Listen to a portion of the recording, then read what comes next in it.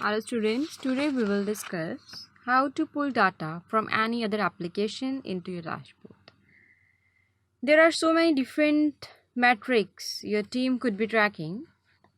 Your sales are in the one application, your email subscriber are in the another, and your site performance details are in another website.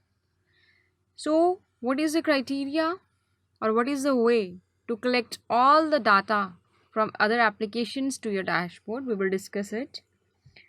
We are having the Zapier integrations here. By following Zapier integration, we can have the data from different applications. For example, we are having a type form entries. We are having an app that is type form entries, this one. These entries are saved to a Google spreadsheet. When you make any new entry to your form, it will be saved here. Nextly, you are having an Enterbright application. Enterbright, that is this one. It save new attendees to a Google Sheet spreadsheet. Save Gmail's email matching certain traits to a Google spreadsheet. Save Twitter mentions to a Google Sheet spreadsheet. It will add a new row on Google Sheets for new PayPal sales. It also adds data to a spreadsheet from a webhook. So these all are the Zapier integrations which are helpful in collecting data from the different sources.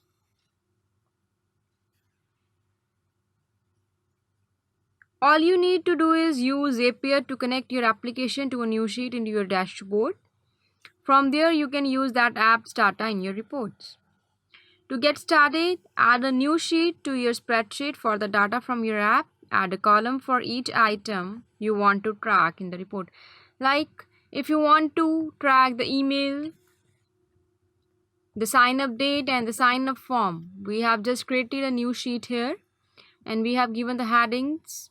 We have mentioned that which data we want to collect for our report. We want to collect the emails, the sign up date and the sign up form. Now in the Zapier dashboard, create a news app and select the app with your data as your trigger. Now you go to the Zapier and you just select an app here. For example, we just select Wufoo.